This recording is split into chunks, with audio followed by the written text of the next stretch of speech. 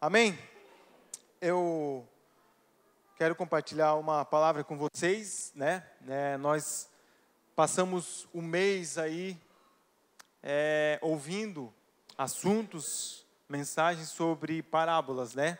Não foi combinado, mas eu tenho a mensagem que eu quero falar aqui nessa noite é sobre uma parábola. Então, nós vamos ouvir mais uma parábola da Bíblia. Amém? Abra sua Bíblia aí, Lucas, capítulo 10.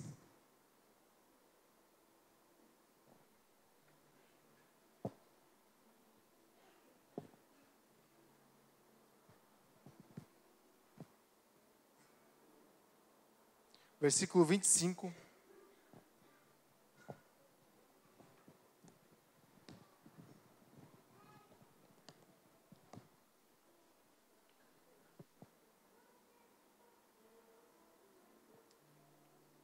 Ô Mike, eu vou orar por ti, para Deus te abençoar ainda mais, porque tu não me deixou sozinho aqui.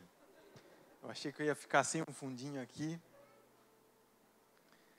Lucas capítulo 10, versículo 25. Certa ocasião, um perito da lei levantou-se para pôr Jesus à prova e lhe perguntou: Mestre, o que preciso fazer para herdar a vida eterna? O que está escrito na lei? Respondeu Jesus. Como você a lê? Ele respondeu: Ame o Senhor, o seu Deus, de todo o coração, de toda a sua alma, de todas as suas forças e de todo o seu entendimento. E ame o seu próximo como a si mesmo. Disse Jesus: Você respondeu corretamente. Faça isso e viverá. Mas ele, querendo justificar-se, perguntou a Jesus: E quem é o meu próximo? Até aqui. Quero falar essa noite sobre as 3 perguntas da parábola, né? A parábola consiste em 3 perguntas. A primeira pergunta foi que um escriba falou. Quem era um escriba? Um escriba era um especialista na lei, nas escrituras, nos Pentateuco, principalmente na lei. Então, ele era um mestre da lei. Associado os escribas aos fariseus. Porém, os fariseus pertenciam a um grupo religioso. Então, eles eram bem próximos. E eles sempre estavam querendo, seguindo Jesus, vendo Jesus, querendo pegar Jesus em algo que Jesus falasse. Se Jesus saía da lei ou não. Eles queriam pegar Jesus de alguma forma. Então, meio que eles ficavam, agora, tu vai lá e faz uma pergunta para ele. Não, agora é tua vez, faz essa pergunta para ele. E dessa vez, então, foi um escriba, ou um mestre da lei, né, conforme a tua tradução. E a pergunta do escriba foi: Mestre, o que eu devo fazer para herdar a vida eterna? Meus irmãos, vocês concordam comigo que essa é uma pergunta meio burra? Uma pergunta meio ignorante? Porque se a pessoa é herdeiro, ela precisa fazer alguma coisa para herdar? Como eu devo fazer? O que eu devo fazer? Qual é a porção mágica? Mestre, qual é o segredo para mim herdar a vida eterna? Quem aqui já recebeu algum tipo de herança aqui, assim? Um terreno, um veículo, uma casa, uma herança de um pai, de um avô, quem? Quantos? Levanta a tua mão se você já recebeu algum tipo de herança. Ó, que benção. Você precisou fazer alguma coisa para receber essa herança? Não. Porque a herança a gente recebe por meio de filiação.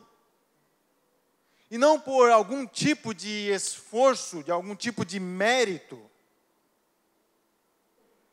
Mas infelizmente, hoje ainda existe pessoas que têm essa mentalidade de que para mim guardar um lugarzinho ou ganhar um lugarzinho no céu, eu tenho que fazer alguma coisa. Não é verdade? Não. Eu vou fazer algo para mim ser salvo. A pergunta aqui do escriba é sobre salvação, sobre vida eterna. Não, eu vou ser mais gentil com as pessoas, porque eu vou garantir o meu lugarzinho no céu. Eu vou ser bonzinho com as pessoas. Eu não vou mais fofocar, eu não posso trair, eu não posso falar mal do irmão, falar mal do pastor, falar mal das pessoas. Porque se eu pisar na bola, eu já não vou ter mais o meu lugarzinho garantido no céu.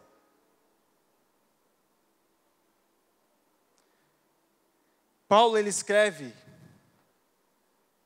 em Efésios capítulo 2, e o versículo 8. Pois vocês são salvos, escute isso, pela graça, mediante a fé. Isso não vem de vocês. Quer dizer que eu não tenho que fazer nenhum tipo de esforço para mim ser salvo. Não é com os meus méritos. Isso, Paulo continua, não vem de vocês, é dom de Deus. Mas aí ele continua. Não por obras, para que ninguém se glorie. Já pensou, irmão? Já pensou se fosse? Mauro, mas então tu quer dizer que eu posso fazer tudo então, qualquer coisa, que o meu lugarzinho lá no céu está garantido? Preste atenção. E ele continua. Versículo 10. Porque somos criação de Deus, realizada em Cristo Jesus. Pergunte para quê? Pergunte, para quê? Para fazermos boas obras, as quais Deus preparou antes para nós praticarmos. Você não faz as obras para poder ser salvo. Você é salvo para poder fazer as obras. As obras é a evidência da salvação. Ei, e eu e você somos herdeiros. Você sabia? Te alegra, irmão. Te alegra. Eu e você somos herdeiros.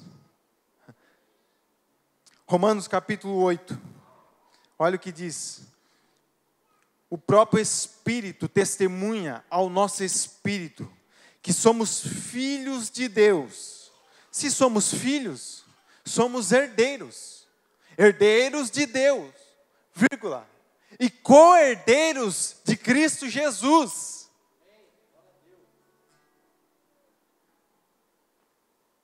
Mas aí ele também continua.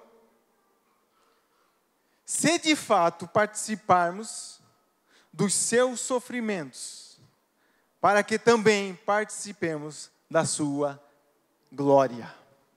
Irmão, nós somos filhos de Deus e nós somos herdeiros. Tudo que a gente faz hoje é porque nós somos salvos. E uma das ministrações desse mês, sobre a parábola da graça, foi falado muito sobre isso. Você faz algo para melhorar a vida da pessoa porque a graça te alcançou. É a graça que te faz fazer isso. Se a graça de Deus não tiver nenhuma mudança na tua vida, se você não alcançou nenhuma mudança, é porque ainda você não foi alcançado. Mas o Senhor, Ele quer te alcançar. E Ele quer te tornar herdeiro.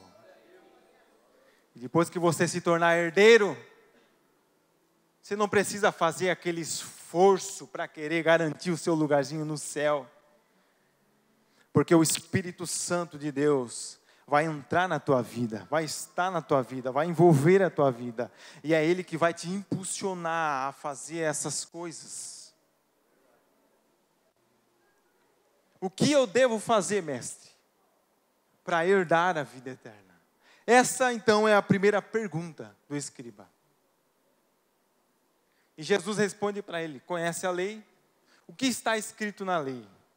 Amarás ao seu Deus sobre todas as coisas, com todo o teu entendimento, com todas as tuas forças, de todo o teu coração. E amarás o teu próximo como a ti mesmo. Aí sabe o que Jesus diz? Faça isso e viverá. Sabe o que quer dizer a palavra viverá aqui? Vida plena com Deus. Vida plena com Deus. Quando eu e você amamos a Deus sobre todas as coisas, quando eu e você amamos o nosso próximo, as pessoas, quando eu e você fizemos as obras, que não é pregação, não é cantar, não é... Obras faz parte do caráter da pessoa, da vida da pessoa. É porque eu e você temos uma vida plena diante do Senhor. A segunda pergunta, então, do escriba, se a primeira pergunta, ele quis dar uma de burro, a segunda ele quis dar uma de esperto. Porque ele pergunta: e quem é o meu próximo? Aqui o escriba quis limitar quem deve ser amado ou não. A pergunta dele foi: mestre, quem é que está na minha lista? Quem é que deve estar na lista de ser amado ou não? Quem é que deve estar dentro ou fora desta lista? Ele quis limitar.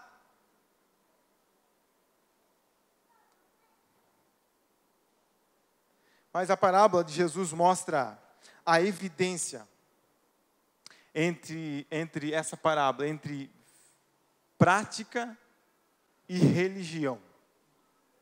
É isso que Jesus quer mostrar.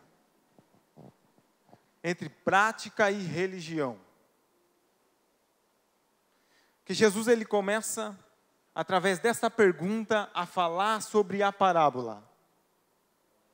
Então, Jesus começa a contar a história. E descia de Jerusalém uma pessoa que no meio do caminho sofreu um assalto. Os assaltantes, então, bateram nessa pessoa, tiraram sua roupa, machucaram, pegaram seus pertences, e diz o texto que deixaram quase morto. Então vinha um sacerdote que descia de Jerusalém. E quando o sacerdote viu caído, passou para o outro lado e foi embora. E de repente também vinha um levita que descia de Jerusalém. Mas quando o levita viu a pessoa caída no chão, fingiu que não viu, passou para o outro lado e seguiu em frente. Mas também vinha um samaritano. E quando no meio do caminho, o samaritano viu a pessoa caída, teve compaixão, diz o texto, e se aproximou daquela pessoa. Pegou panos, tecido, pegou um vinho, passou nas feridas, pegou o óleo, passou nas feridas, amarrou com pano, colocou aquela pessoa que estava caída em cima do seu cavalo e foi até a hospedaria. E diz o texto que o samaritano diz para o dono da hospedaria: deixe esse rapaz aqui, cuide dele. Está aqui 2 dinheiro. Você vai cuidar dele. Você vai tratar dele. E se tiver alguma despesa a mais, quando eu voltar, eu pago tudo. Sabe que Jesus está mostrando aqui? A evidência de quem é espiritual e parece ser espiritual. Você está entendendo? Porque quem estava ouvindo esta parábola se escandalizou. Jesus estava falando para os judeus, para os mestres, os escribas, para os fariseus, para o povo que estava ao redor. E quando aquele povo começou a ouvir essa palavra, entrou em choque. E ao mesmo tempo, ficou confuso. Por quê? Porque o sacerdote e o levita eram representantes para eles. Eles eram representantes no templo. Representantes de Deus no templo. E para eles, quem deveria ser o herói da história era o sacerdote e o levita, não um samaritano, que inclusive eles odiavam. Eles eram chamados imundos, considerados como imundos para os judeus. Eu e você, quando acordamos de manhã cedo, a primeira coisa que nós falamos com o Senhor, pelo menos deveria ser, né? Senhor, obrigado pela vida e pela saúde. Não é assim? Os judeus, eles oravam assim, quando acordavam. Senhor, obrigado por eu não nascer samaritano. Olha o ponto que estava a situação. A briga. Mas Jesus, ele quis mostrar quem é espiritual e quem parece ser espiritual. O sacerdote fazia parte do templo, do sacrifício. O nível de espiritualidade lá em cima. O levita fazia parte do templo, ao trabalho no templo, servia no templo. Mas infelizmente nós vivemos no meio de pessoas que são muitos espirituais, sim. Muitos espirituais. Ou que parecem ser espirituais. Tem jeito de espiritual. Anda como espiritual. Veste como espiritual. Fala como espiritual. Tem gente que é tão chata espiritualmente, que a gente vai falar, como eu adoro uma Coca-Cola. Aí a pessoa, né, eu adoro Jesus. Não é verdade? Porque o nível espiritual está lá em cima. Tem um jeito espiritual. Parece que ele é a única pessoa que Deus fala nesse planeta. Não, Deus falou comigo. Não, Deus está falando comigo. Deus falou comigo que, Mauro, acho que tu não deve por esse caminho. É porque Deus falou comigo, Deus fala comigo. Mas vive no muro da vizinha falando mal da vizinhança inteira, vive fazendo barraco, compra, mas não paga, briga no trânsito. Aí Deus não fala para você, que é para você parar de fofocar. Aí Deus não fala que é para parar de brigar no trânsito, ficar mais tranquilinho, mais calminho. No futebol também. Tem uns irmãos aí que tem um timinho aí, é uma benção, irmão, tudo certo, tudo certo. Eu quase falei.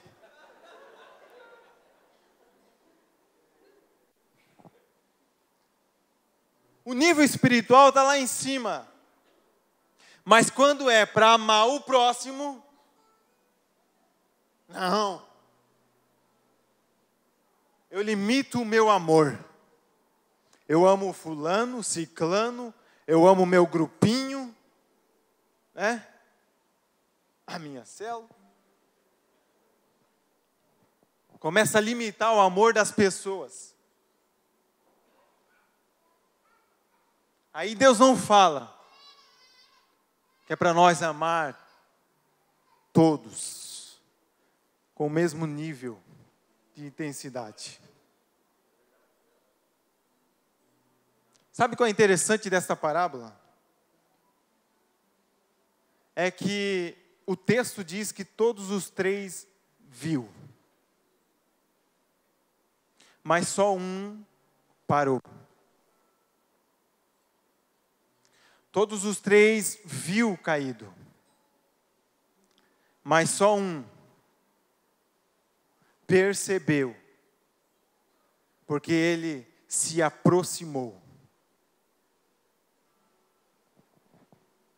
O problema é que a gente só vê, mas a gente não percebe.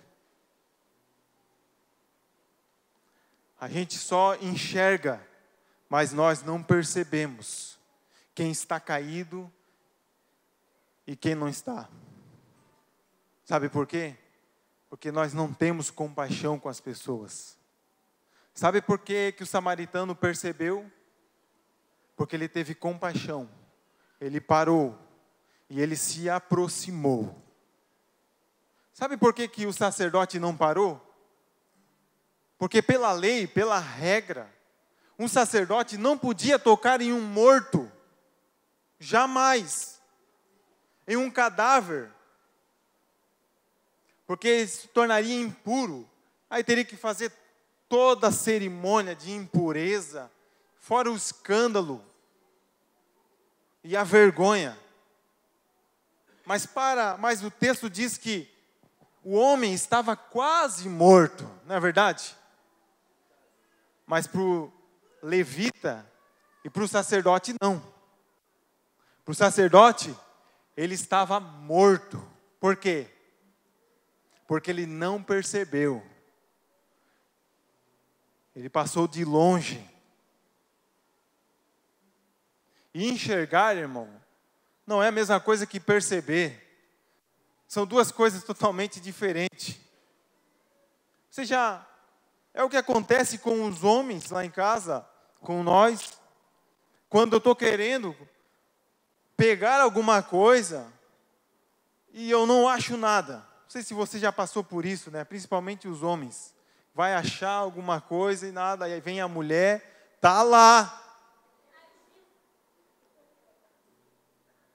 E você começa a procurar e não acha. Lá em casa a Tamiz, ela tem superpoder. Ela tem. Não é possível, Maico. Esses dias, a Eloá, minha menina, pediu um iogurte. Pai, quero um iogurte. Fui lá na geladeira pegar. Fiquei 1 minuto na frente da geladeira olhando. Ah, não tem mais iogurte. Aí escutei lá de dentro. Tem. Aí levantou o Gabriel. Foi lá na geladeira. Ficou 5 minutos na frente da geladeira. Realmente não tem. Tem. A Tamiz se levantou. Não, ela só abriu a geladeira, esticou a mão. O iogurte. Por quê? Porque antes disso, eu acho que eu estava lendo alguma coisa assim. O Gabriel estava fazendo uma outra coisa. O nosso foco estava naquilo que a gente estava fazendo, não no iogurte. O homem é assim, é incrível, né? Por mais que nós rimos, mas é algo sério. Que isso acontece dentro de nossas casas, meus irmãos. Nós pensamos que essa parábola é só para o nosso vizinho, só para o mendigo, só para o drogado, para quem está caído, para quem... Irmão, essa pessoa caída, ela representa muitas coisas. Ela representa o teu filho, que fica dentro do quarto, morto, o dia inteiro, no celular. De repente, iniciando uma profunda depressão, mas escondendo por detrás de jogo, de vídeos, e você não está percebendo. Porque nós enxergamos tudo, nós vimos tudo, mas não percebemos nada. Talvez a tua esposa está passando um problemão, uma crise emocional dentro da tua casa, e você não está percebendo. Talvez o teu marido está passando por um problema grande no trabalho, chega em casa, fica calado, quieto. Aí você enche, que não fala comigo, que não conversa, que não... Vamos separar. Mas que a primeira coisa que vem, é a separação. É incrível, Mas sabe por quê? Porque você não está percebendo. Você está vendo tudo. Você está sendo distraído pelas outras coisas e não está percebendo.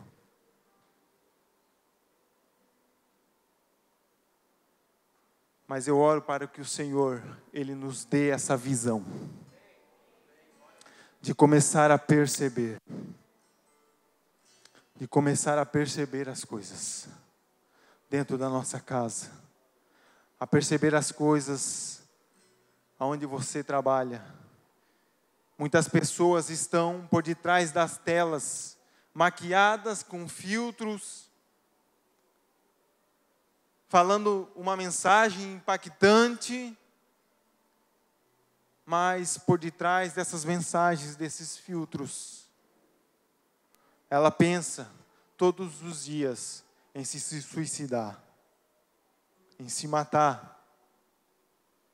E nós vamos lá, por trás dessas mensagens, nós mandamos as nossas mensagens. Nos comentários, criticamos, falamos, mas eu e você não estamos percebendo que ali há uma vida, há uma alma. Nós não estamos percebendo,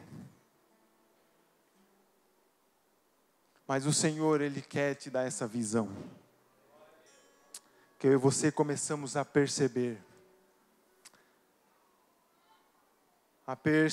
enxergar menos e perceber mais.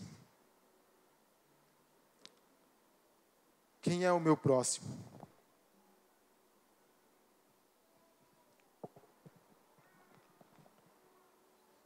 Interessante. Jesus é incrível. Jesus, Ele percebe tudo.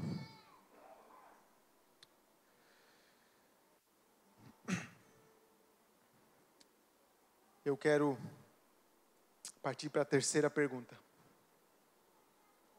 A terceira pergunta, para me encerrar aqui, foi a pergunta que Jesus fez. Qual foi a pergunta que Jesus fez? Jesus disse para o escriba. Ele falou sobre o sacerdote, falou sobre o levita, falou sobre o samaritano. Aí Jesus diz para o escriba: qual dos três para você é o próximo? Você entendeu a pergunta? Preste atenção. Qual dos três para você é o próximo? O samaritano? O levita? O sacerdote? Porque o próximo deveria ser aquele que estava caído, não é verdade? Não é verdade? O próximo deveria ser aquele que precisa. Não é verdade? O próximo deveria ser aquele que precisa de ajuda. Não aquele que ajuda. Mas olha que interessante que Jesus diz no texto.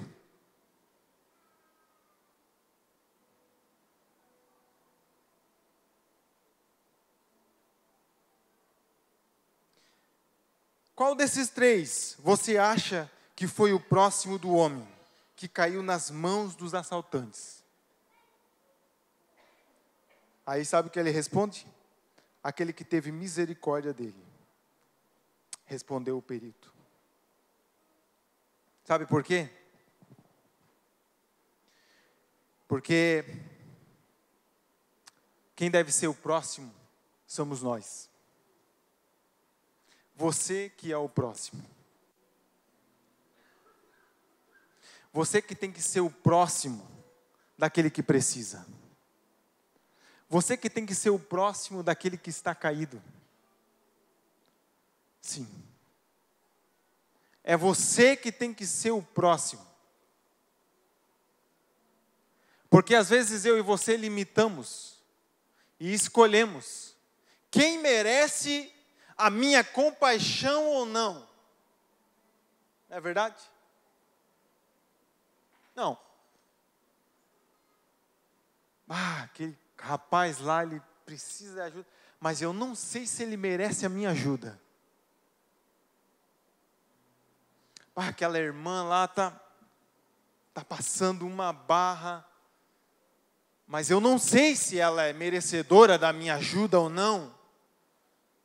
Eu não sei se ela deve ser a minha próxima. Eu não sei se ele deve ser o meu próximo. Meu irmão, Jesus não está falando aqui disso. Jesus, ele dá uma lapada bem dada mesmo. Ele diz, é você que tem que ser o próximo.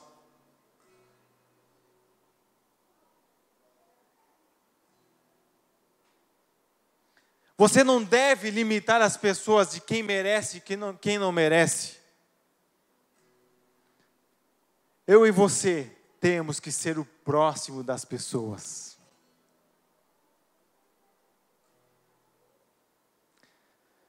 E ser o próximo exige investir tempo e recursos. Sabia? Ser o próximo é isso. Exige investir tempo e recursos. Amar de verdade pode custar uma agenda, energia e até mesmo dinheiro. Mas isso faz parte de ser próximo. Isso faz parte de ser cristão. Isso faz parte do reino de Deus. Amém? Se coloca de pé em nome de Jesus.